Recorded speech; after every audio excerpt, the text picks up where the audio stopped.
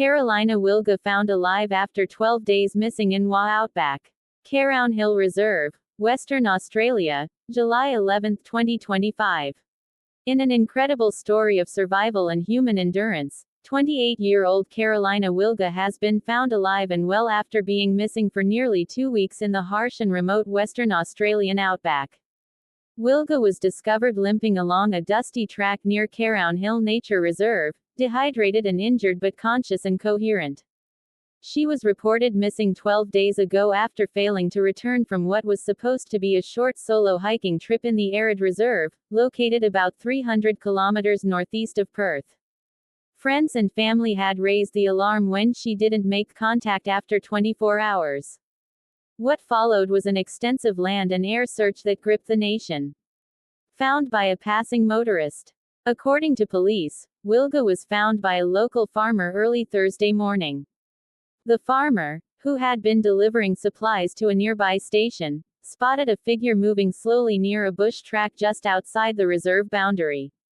She was limping, sunburnt, and clearly exhausted, the farmer, who requested not to be named, told reporters.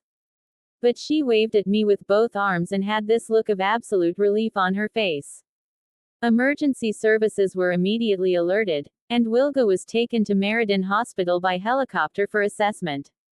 Hospital officials later confirmed that she was suffering from dehydration, minor foot injuries, and insect bites, but was in surprisingly stable condition.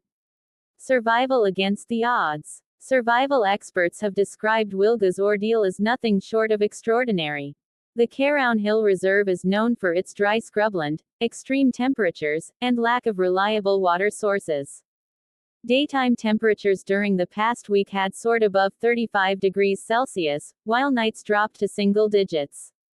Police have yet to release full details of how Wilga survived, but initial reports indicate she had only minimal supplies with her.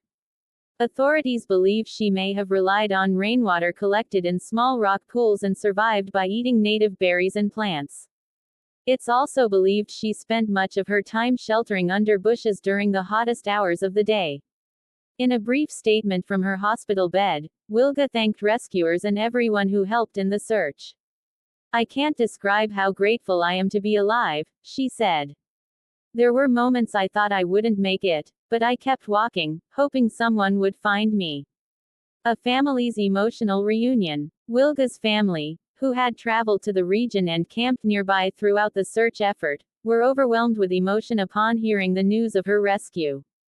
"We were starting to lose hope, but we never gave up," said her mother, Helena Wilga. "Carolina is strong, but this was beyond anything we could have imagined. Seeing her again, alive, is the greatest miracle we could ask for." Her father, Merrick, added, "We are so thankful to the search teams, volunteers, and the local community who never stopped looking. We owe them everything." Police praise search effort. Police praise the joint operation between emergency services, Indigenous trackers, SES volunteers, and the Royal Flying Doctor Service. Superintendent Mark Hayes said Wilga's rescue was the result of a well-coordinated effort and the woman's determination to survive. "She's incredibly lucky and incredibly strong," Hayes said. "We always hold out hope, but the longer someone is missing in these conditions, the harder it becomes. This is a very rare and very happy outcome. Investigation to follow. Authorities will be conducting a thorough debrief with Wilga once she is fully recovered to understand exactly what happened and how she became lost. They have already confirmed that no foul play is suspected at this stage. We need to piece together her movements and experiences, partly to understand the circumstances and partly to improve future safety protocols for remote area travelers," said Hayes. Reminder of outback dangers. The case has reignited conversations about the dangers of solo travel in the Australian outback. Experts are urging adventurers to ensure they carry satellite phones or emergency beacons, especially in remote and poorly mapped areas. "Preparation is everything out here," said bush survival trainer Tony Mitchell. "Carolina was very lucky. A lot of people don't make it back."